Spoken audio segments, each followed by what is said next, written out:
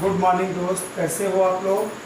आज के लेक्चर में हम राजस्व बंदोबस्त के बारे में देखेंगे दोस्तों। राजस्व बंदोबस्त क्या है दोस्तों?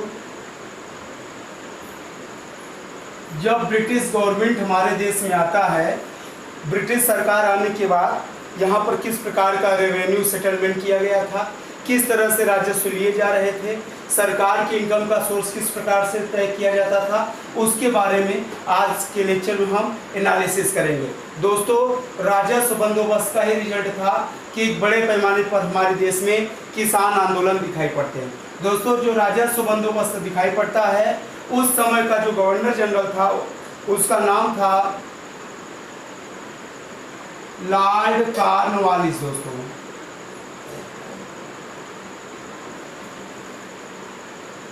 लॉर्ड कॉर्नवालिस, इसका पीरियड जो था 1790 का था दोस्तों। ये 1790 में रेवेन्यू सेटलमेंट लाया था और हमारे भारत में जो राजस्व बंदोबस्त दिखाई पड़ता है दोस्तों, इसके 3 प्रकार दिखाई पड़ते हैं। कितने टाइप के दिखाई पड़ते हैं दोस्तों? 3 प्रकार के। पहला राजस्व बंदोबस्त, दूसरा राजस्व बंदोबस्त और तीसरा। पहले सेटलमेंट रेवेन्यू सेटलमेंट। राजस्व बंदोबस्त का मतलब होता है दोस्तों रेवेन्यू सेटलमेंट। ये जो रेवेन्यू सेटलमेंट का जो पहला सेटलमेंट दिखाई पड़ता है, इसी को हम परमानेंट सेटलमेंट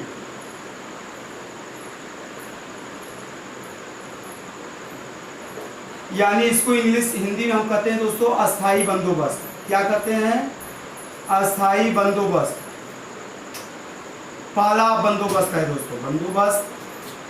इसी का एक नाम और है, क्या नाम है? जमींदारी बंदोबस्त।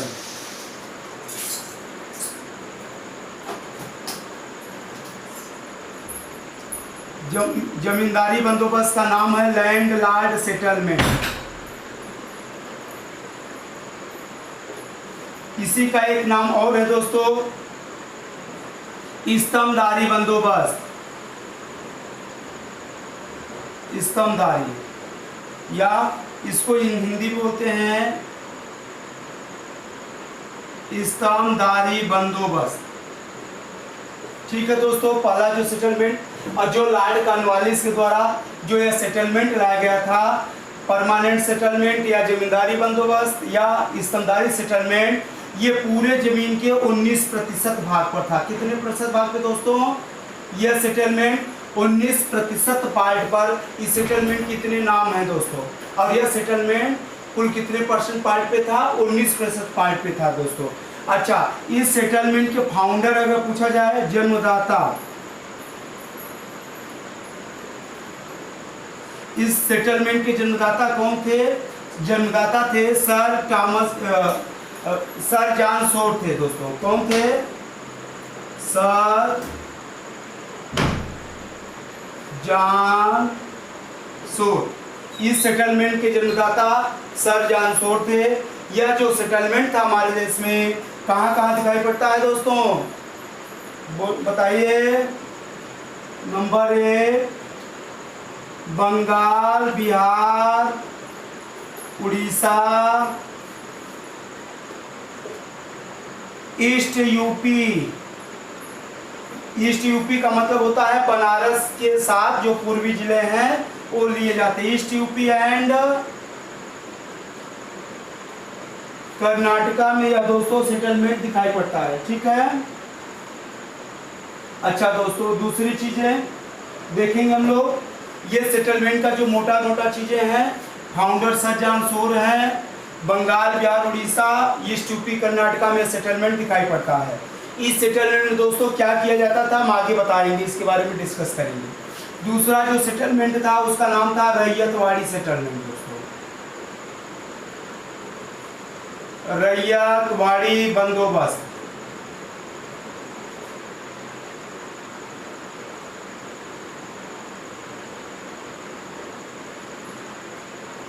अच्छा, रैयतवाड़ी सेटलमेंट क्या था दोस्तों?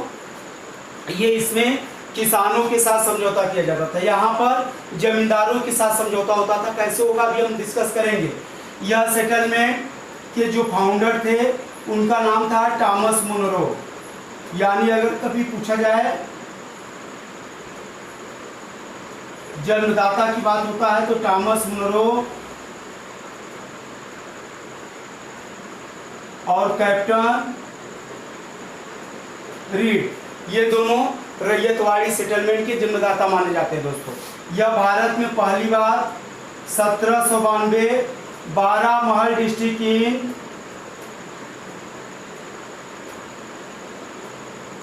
12 महल जिला कहाँ है दोस्तों? 12 महल जो जिला है ये मद्रास में पड़ता है दोस्तों, ठीक है। ये 12 महल डिस्ट्रिक्ट कहाँ पड़ता है दोस्तों? मद्रास में। और रैयतवाड़ी सेटलमेंट सर्वप्रथम मद्रास में चालू हुई थी दोस्तों। जो अब इसमें रैयतवाड़ी जो पूरे जमीन था यानी अंग्रेजों का जो भारत पर अधिकार था उसके 51% भाग पर दोस्तों, कितने प्रतिशत भाग पर? 51% भाग पर यह सेटलमेंट कार्य करता था। इसका जो कंडीशन था रेवेन्यू का, रेवेन्यू 1/3 से 2/3 के बीच में होता था दोस्तों, यानी इसका रेवेन्यू राजस्व 1/3 से 2/3 के बीच था। यानी ये चीज़ यहाँ पर ध्यान रखना है दोस्तों कि रैयतवाड़ी सेटलमेंट के अंदर किसानों को 2 प्रकार की ज़मीनें होती थी, अच्छी ज़मीन, खराब ज़मीन। अच्छी ज़मीन पर रेवेन्यू उनके उत्पादन का 2/3 देना पड़ता था, खराब ज़मीन पर रेवेन्यू 1/3 देना पड़ता था उत्पादन का दोस्तों। इस तरह से यह रेवेन्यू सेटलमेंट था, रैयतवाड़ी बंदोबस्त था। इसमें डायरेक्ट किसानों से रेवेन्यू लिया जाता था दोस्तों। इसके बारे में भी हम डिस्कस करेंगे, डिटेल में बताने वाले हैं। तीसरा जो सेटलमेंट था उसका नाम था महालवाड़ी सेटलमेंट। यह पूरे भारत के 30% जमीन पर हुआ करता था दोस्तों। महाल का मतलब होता है गांव, एक गांव के साथ यहाँ पर समझौता किया गया था दोस्तों। और इसमें जो राजस्व की दर थी वो 30% थी। ऐसा माना गया है दोस्तों कि जब अस्थाई बंदोबस्त और रैयतवाड़ी बंदोबस्त दोनों जब फेल होती हैं तो इसी के ऑप्शन के रूप में महालवाड़ी बंदोबस्त लाया गया था दोस्तों, ठीक है। यहाँ तक का क्वेश्चन क्लियर हो गया। अब हम थोड़ा सा इसके डिटेल में चलेंगे दोस्तों कि आगे क्या है, इसमें किस तरह से लिए जाते थे, और ये सब आपके पॉइंट ऑफ एग्जामिनेशन है उसके बाद की चीज़ें जो हैं वहाँ पर हम लोग फोकस करेंगे 1 by 1।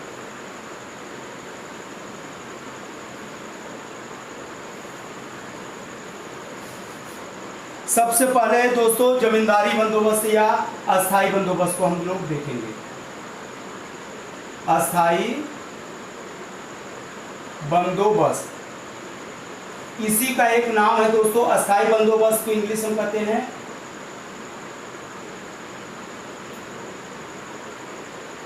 इसी का एक नाम है जमींदारी बंदोबस्त दोस्तों।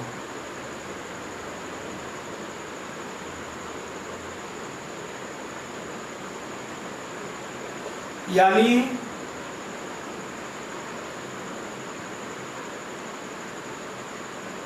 Landlord settlement. इसी का एक नाम और है दोस्तों स्तंभधारी बंदोबस्त। स्तंभधारी बंदोबस्त इसको इंग्लिश में कहते हैं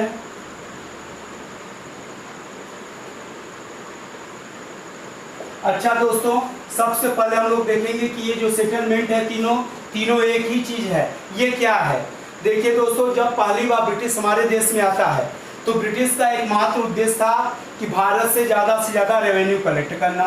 तो ब्रिटिश क्या करता है दोस्तों, ये पूरे एरिया को एक ऑक्शन के थ्रू, नीलामी के थ्रू पूरे जमीन को, पूरे भाग को किसी पर्सन को दे देता था दोस्तों। मान लेते हैं, एक उदाहरण बता रहे हैं, उत्तर प्रदेश, बंगाल का उदाहरण बता रहे हैं दोस्तों, बंगाल है।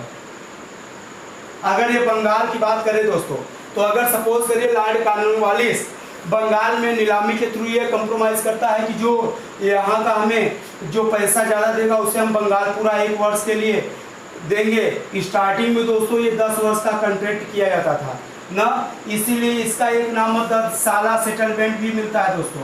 10 साला सेटलमेंट यानी 10 वर्षीय बंदोबस्त। तो इसमें क्या होता था दोस्तों, मान लेते हैं कि एग्जाम में कि बंगाल जो प्रेसिडेंसी है पूरे बंगाल को 1 करोड़, कितने में दोस्तों, 1 करोड़ के रेंट में ये देता है ब्रिटिश।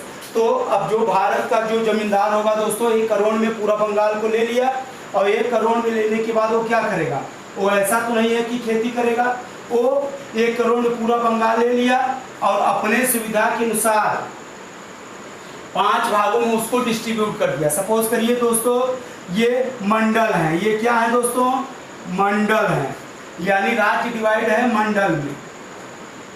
इस तरह से 5 मंडल में डिवीजन कर दिया इसको। अब 5 मंडल का रेट लगा दिया कि 30 लाख, यानी 30 लाख रुपए कोई अगर देगा तो वह उसको यह जमीन दे देगा दोस्तों। तो 30 लाख में यानी 1 करोड़ में बड़ा जमींदार मान लेते हैं, कोई एक बंगाल का जो बड़ा जमींदार है उससे हम कह सकते हैं बड़ा, बिग लैंडलॉर्ड, बड़ा जमींदार। ठीक है दोस्तों, इसके अंदर सब लैंडलॉर्ड आएगा। कौन आएगा, सब लैंडलॉर्ड, छोटा जमींदार दोस्तों। अब एक मंडल वाला ले लिया, सपोज करिए 30 लाख में, तो 3 पचे 15, यानी 1.5 करोड़ रुपए ये पाया। तो 50 करोड़ ये बंगाल वाला अपने पास रख लेगा, 1 करोड़ ऊपर देगा दोस्तों। इसके लिए क्या देगा, क्या कंडीशन होगा दोस्तों, हम बताएंगे। जैसे क्या बताना है दोस्तों कि जो ये बंगाल का जो पहला जो गवर्नर था, यानी बंगाल का जो पहला बड़ा लैंडलॉर्ड था, अगर 1 करोड़ पे कॉन्ट्रैक्ट हुआ तो कंडीशन ये था कि 1 करोड़ का 9/10 भाग।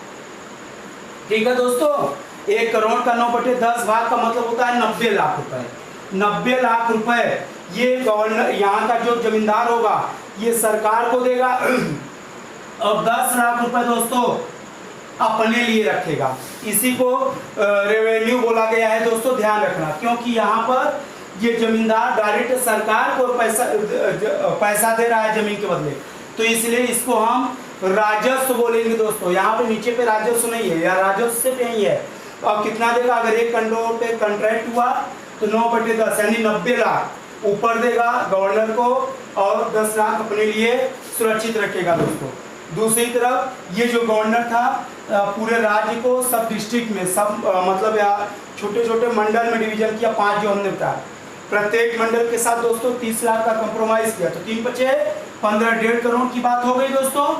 और जब 1.5 करोड़ की बात हुई तो 90 तो ऊपर दे दिया, और बाकी 60 जो बचा अपने लिए रख लिया। तो दोस्तों ये सरकार के खजाने में दिया, इसलिए जब सरकार के खजाने में ये दिया, इसलिए इसको हम राजस्व या रेवेन्यू के नाम से जानेंगे। लेकिन यहाँ का जो जमींदार है दोस्तों, ये जमींदार को दिया, इसलिए इसी को हम क्या बोलेंगे, लगान। लगान मूवी आई थी दोस्तों, आप लोग जानते हो, इसको हम लगान बोलेंगे। और यहाँ पर ये 60 लाख रुपए का ये इनकम करता है। इसी तरह ये जो मंडल है दोस्तों, मंडल 30 लाख में अगर ये लिया, तो ये मंडल वाला क्या किया जमींदार, ये भी 5 मान लेते हैं, डिस्ट्रिक्ट में डिवीजन कर दिया दोस्तों। अब यहाँ से सपोज करिए एक अंदाज के तौर पे 10 लाख में ऑक्शन के थ्रू दिया, तो 10 लाख दिया तो 10 पच्चीस 50 लाख कमाया दोस्तों।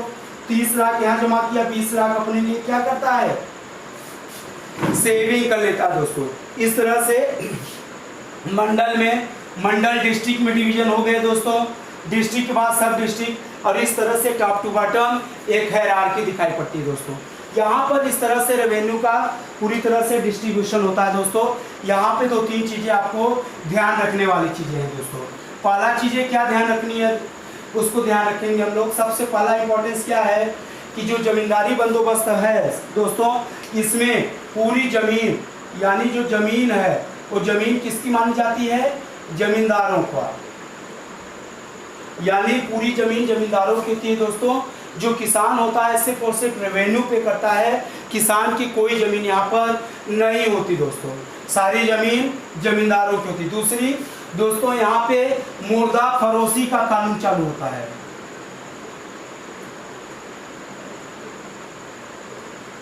मुर्दा फरोशी का कानून एग्जाम में आ चुका है दोस्तों, सिविल में खासकर, कि मुर्दा फरोशी का कानून किस बंदोबस्त से संबंधित है, तो जमींदारी बंदोबस्त। मुर्दा फरोशी क्या होता है दोस्तों, इसमें जैसे हमने बताया कि बड़े जमींदार से छोटे जमींदार और लास्ट जो पोजीशन होती है वो किसान की होती है। ध्यान रखना दोस्तों, किसान को यहाँ पे फार्मर नहीं बल्कि पीजेंट बोला जाता है। क्या बोला जाता है, पीजेंट बोला जाता है दोस्तों। पीजेंट मीन्स कृषक होता है, किसान नहीं बल्कि क्या होता है दोस्तों, कृषक। कहने का मतलब कृषक को सबसे नीचे पायदान पे है दोस्तों, सारा जो लगान है कृषक दे रहा है। तो अगर कृषक दे रहा है तो मान लेते हैं कोई किसान अगर मर गया तो उसका बेटे को यह जमीन अलाट नहीं होती थी दोस्तों, बल्कि कृषक तो मर गया, उसके फैमिली के लोग, गांव के लोग उसके बेटे को लेकर डेड बॉडी के साथ सीधे जमींदार के घर जाते थे दोस्तों, और जमींदार के घर उस डेड बॉडी को रखते थे और कुछ नजराना जमींदार को देते थे। भले ही डेड बॉडी को जलाने के लिए, लाश को जलाने के लिए जमींदार के पास, किसान के पास पैसा न हो, लेकिन जमींदार को नजराना देना पड़ेगा दोस्तों। और फिर यही जमींदार यह कहता था कि ठीक है, मान लेते हैं 10 रुपीज इनके जमीन का अगर रेंट है दोस्तों, तो जमींदार कहेगा ठीक है तुम्हारे पिताजी मर गए इसलिए इसका रेंट आज से 11 रुपए होगा, आप दे दो। इसी को मुर्दा फरोशी का कानून कहते हैं। अगर ऐसा किसान न करे दोस्तों तो दूसरा पर्सन इसके किसान की जमीन को अपने नाम अलाट कर लेता था और ज्यादा पैसा भी देता था। तो इस कानून को मुर्दा फरोशी। दूसरा दोस्तों, यहाँ पर मोटराना और हथियाना टैक्स भी आरंभ हुआ था। कौन सा टैक्स? मोटराना।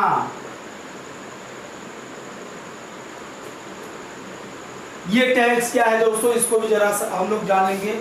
ये भी जमींदार विरोधी बंदोबस्त का एक महत्वपूर्ण रीजन है दोस्तों। देखिए जो जमींदार होते थे दोस्तों, वो जैसे मान लेते सबसे ऊपर हमने बताया कि ये जमींदार है जो पूरे राज्य का है दोस्तों। दूसरा बना जमींदार, ये मंडल का बना दोस्तों। तीसरा जमींदार बना दोस्तों जिले का बना। चौथा बना तहसील का बना। अंतिम में दोस्तों किसान है। ठीक है दोस्तों, तो इस तरह से एक हायरार्की जमींदारों की दिखी। तो यहाँ पे जो सबसे ऊपर वाला जमींदार है दोस्तों, ये हाथी रखेगा। ये भी जमींदार अपने चलने के लिए हाथी, जैसे प्रेजेंट में देखो बड़े बड़े लोग BMW कार और महंगी कार रखते हैं, तो ठीक इसी प्रकार दोस्तों उस प्रकार के जमींदारों के जो व्हीकल्स थे वो हाथी थे, घोड़े थे, बैलगाड़ियाँ हुआ करते थे दोस्तों। तो अगर ये बड़ा वाला जमींदार का सपोज करिए जमींदार रेवेन्यू अभी पे नहीं किया है, निश्चित समय पे करना है इसे, तो जमींदार जब इनके घर जाएगा तो चूंकि ये जमींदार किस पे बैठ के जाएगा, हाथी पे बैठ के जाएगा दोस्तों। तो इस जमींदार से रेवेन्यू तो लेगा ही, और हाथी के लिए जो हाथी गया है दोस्तों, हाथी के खाने पीने की चीज भी लेगा, यानी इसी को हम हथियाना टैक्स कहेंगे। इसी तरह से जब जमींदार मोटर से जाएगा तो मोटराना का टैक्स अलग से कलेक्ट करता है दोस्तों।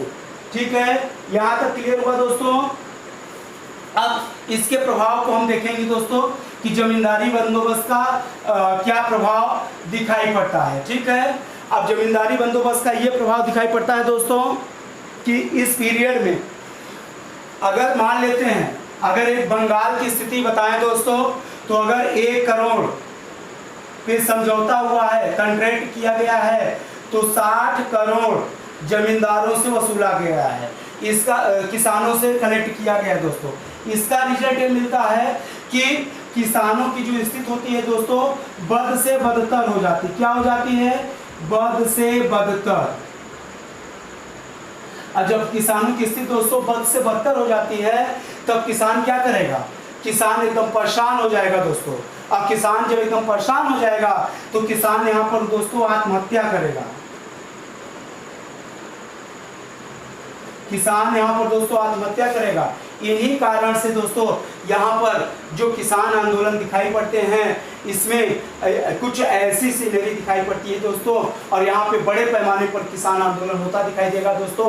यहाँ पर ध्यान रखना दोस्तों, पहले चरण में चूंकि जो जमींदार बन रहा है दोस्तों, जमींदार 2 प्रकार के हैं। जमींदार कितने प्रकार के हैं दोस्तों? 2 प्रकार के जमींदार हैं। एक तो दोस्तों अंग्रेजों के पहले के जमींदार हैं,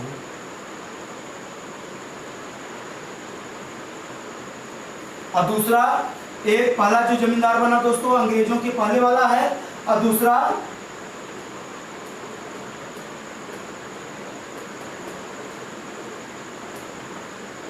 अंग्रेजों के बाद। तो दोस्तों जो अंग्रेजों के जो पहले जमींदार बना है, ये क्या था? ये किसान के प्रति बहुत ईमानदार होता था दोस्तों।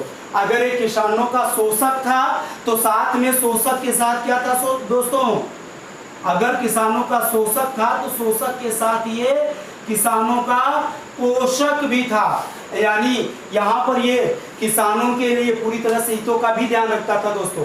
तो यहाँ का जो किसान है इस जमींदार का अत्यधिक क्या करेगा दोस्तों, सम्मान करेगा।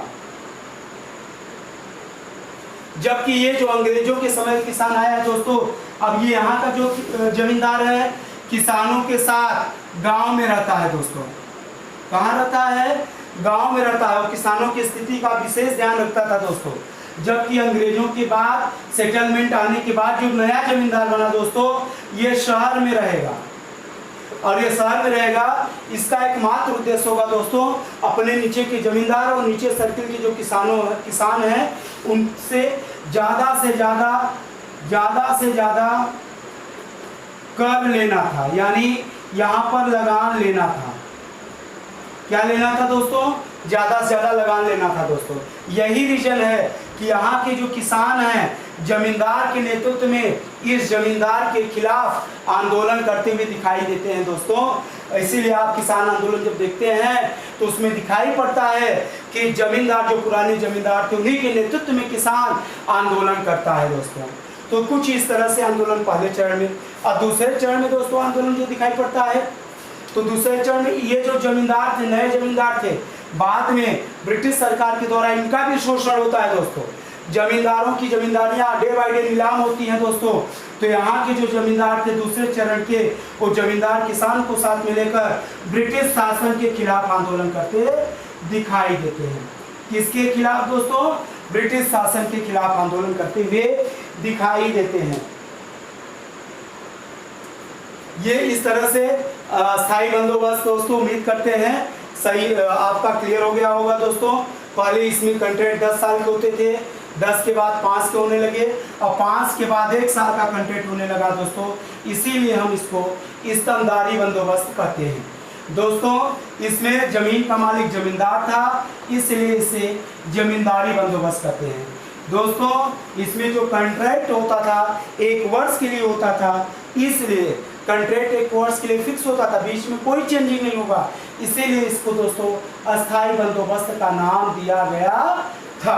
अब दोस्तों इसके साथ हम अब रैयतवाड़ी की सेटलमेंट के बारे में डिस्कस करेंगे। रैयतवाड़ी क्या है? अच्छा दोस्तों, जमींदारी बंदोबस्त में जो जमींदार बोला जाता था दोस्तों। दूसरा सेटलमेंट हम करते हैं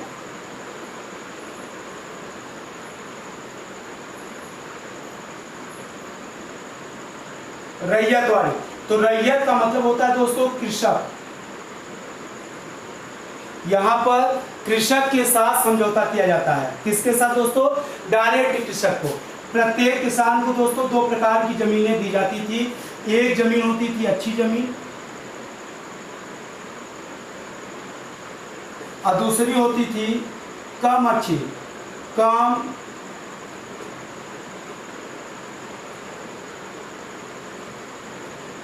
एक अच्छी जमीन होती थी दोस्तों, दूसरी एक उपजाऊ। एक उपजाऊ जमीन होती थी, एक कम उपजाऊ जमीन होती थी दोस्तों। तो अंग्रेजों ने स्टार्टिंग स्टेज में ये नीति लगाई थी दोस्तों कि जो उपजाऊ जमीन है उसके उत्पादन का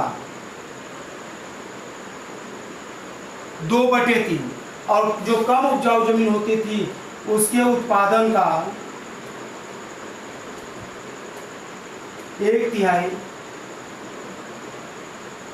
राजस्व न करके दोस्तों, यहाँ लगान बोलना उचित होगा, लगान लिया जाता था। क्या लिया जाता था दोस्तों? लगान। तो फर्स्ट स्टेज में ये दिखाई पड़ता है दोस्तों कि इसमें जब जमीन का प्रोडक्शन होता था तो एक सरकारी अधिकारी आता था। कौन आता था? सरकारी अधिकारी। और इस सरकारी अधिकारी के सामने दोस्तों जमीन पूरे फसल, किसानों के फसल तैयार हो जाते थे दोस्तों खलिहान में, और फिर उत्पादन के अनुसार यह रेवेन्यू लेके चला जाता था। Same procedure. तब यहाँ तक तो दोस्तों अच्छा था, लेकिन कुछ ही समय के बाद ब्रिटिश गवर्नमेंट क्या करता है दोस्तों, अपने ऑफिस में बैठकर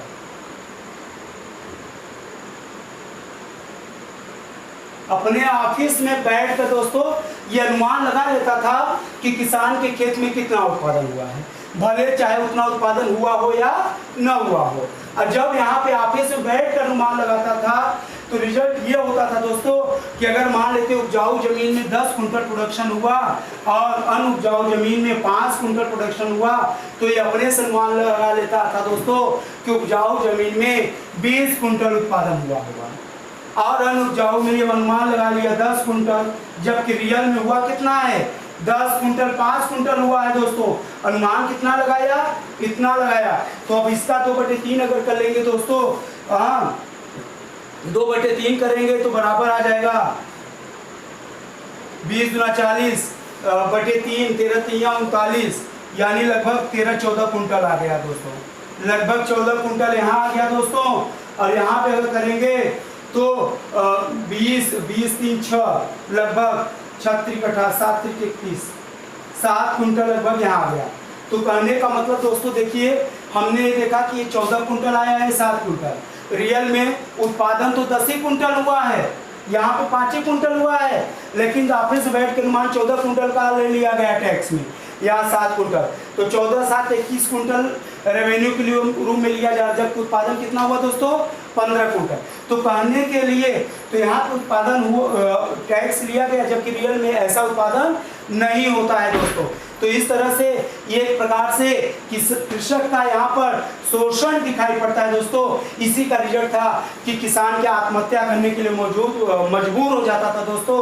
और यहाँ तक कि यही वह पीरियड है दोस्तों कि जो ये कम उपजाऊ वाला जमीन था, इसका जो बर्डन किसान के ऊपर होता था, झूठ मूठ का बर्डन होता था दोस्तों। इसलिए किसान इस जमीन को छोड़ता दिखाई पड़ता है दोस्तों।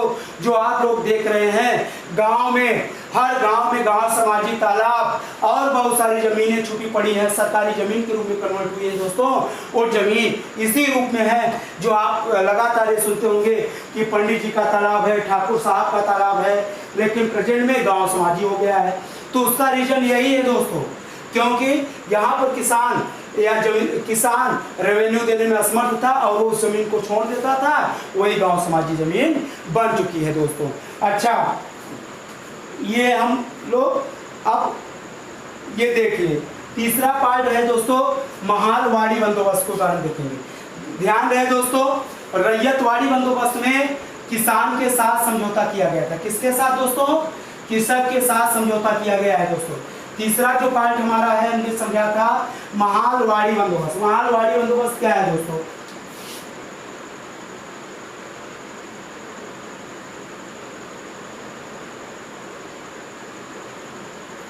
पहला चीज ये समझ लेना दोस्तों कि दोनों सेटलमेंट के फेल होने पर महालवाड़ी बंदोबस्त लाया गया था दोस्तों।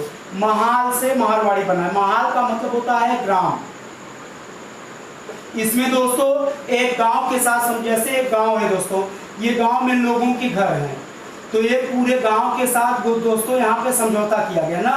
अब गांव के किसी एक व्यक्ति को हेड बना दिया गया दोस्तों, उसी का नाम पड़ गया लंबरदार। ये दोस्तों जो लंबरदार होता था ना, ये पूरे गांव की देखरेख करता था कि किसके खेत में कितना प्रोडक्शन हुआ है, और यह प्रोडक्शन के का 30% दोस्तों, जितना मान लेते हैं अगर 10 कुंटल हुआ है प्रोडक्शन तो 3 कुंटल रेवेन्यू के रूप में ये कलेक्ट करता था दोस्तों। और इसके हेड को लंबरदार कहा जाता है दोस्तों। शुरुआत में तो, और इसके एवरेज में लंबरदार की जो रेवेन्यू थी, जो सरकारी खजाने में जमा करना था, वो माफ रहती थी दोस्तों। ठीक है, यहाँ तक क्लियर हुआ दोस्तों। स्टार्टिंग स्टेज में तो ये बंदोबस्त अच्छी दिखाई पड़ती है दोस्तों, लेकिन बाद में ये जो लंबरदार था ना दोस्तों, ये किसानों के शोषक के रूप में दिखाई पड़ता है। यानी जिस तरह से जमींदार शोषक के रूप में दिखाई पड़ते हैं दोस्तों, उसी तरह से यह लंबरदार भी शोषक के रूप में दिखाई पड़ता है दोस्तों। अब लंबरदार ये एनालिसिस करता है कि कौन उसके दोस्त हैं और कौन शत्रु है दोस्तों। यानी कुल मिला के दोस्तों, अगर लंबरदार का कोई दोस्त है और इसके खेत में 10 कुंटल प्रोडक्शन हुआ है, तो लंबरदार ये प्रयास करेगा कि उसको 5 कुंटल दिखा दे, क्योंकि इस दोस्त से लंबरदार क्या प्राप्त कर ले रहा है? घी प्राप्त कर रहा है, दूध प्राप्त कर रहा है, सब्जी प्राप्त कर रहा है और भी बहुत सारी चीज़ें, अपनी ज़रूरत की चीज़ें इस दोस्त से ले रहा है। इसके एवरेज में 10 कुंटल के बजाय 5 कुंटल दिखाता है, जिसका रिजल्ट ये मिलता है दोस्तों, जब 5 कुंटल दिखाएगा तो इसका बेनिफिट क्या होगा दोस्तों, जरा बताइए। इसका बेनिफिट ये होगा कि इसे कम रेवेन्यू यानी 1.5 कुंटल ही रेवेन्यू देना पड़ता है। तो दूसरी तरफ अगर मान लेते हैं कोई शत्रु है जिससे लंबरदार से उसकी पटरी नहीं है, उसके खेत में 10 कुंटल उत्पादन हुआ है, तो लंबरदार उसको 20 कुंटल दिखा देगा।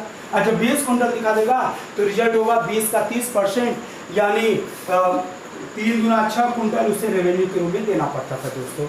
इससे यानी कहने का मतलब इस सेटलमेंट में भी लंबरदार जो था वो किसानों के शोषक के रूप में दिखाई पड़ता है। इस तरह से यह सेटलमेंट भी फेल हो जाती है दोस्तों।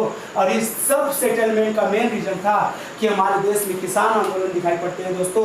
अगले लेक्चर में अब हमें देखेंगे दोस्तों कि किसान आंदोलन किस प्रकार से होते दिखाई देते हैं, इनके पृष्ठभूमि तो यह है, लेकिन कौन कौन से किसान आंदोलन है दोस्तों, और हमारे पॉइंट ऑफ एग्जामिनेशन में कौन कौन से किसान आंदोलन हमारे एग्जाम में पूछता है दोस्तों। आप लोग अगर दोस्तों आप लोगों को हमारा लेक्चर क्लियर होता होगा, समझ में आता होगा, तो कमेंट करिएगा दोस्तों, लाइक करिएगा और शेयर करना मत भूलिएगा दोस्तों। हम आपकी परीक्षा को ध्यान में रखकर ही दोस्तों मेहनत करके ये वीडियो बनाने का प्रयास करते हैं, जिससे हमारे जो विद्यार्थी हैं दोस्तों, जो जिनको हमने सिखाया है, पढ़ाया है, उनको इस सिचुएशन में भी ज़्यादा से ज़्यादा लाभ दें और वे अब सिलेक्शन पा सके दोस्तों। Thank you class. Next lecture में फिर से हम मिलेंगे।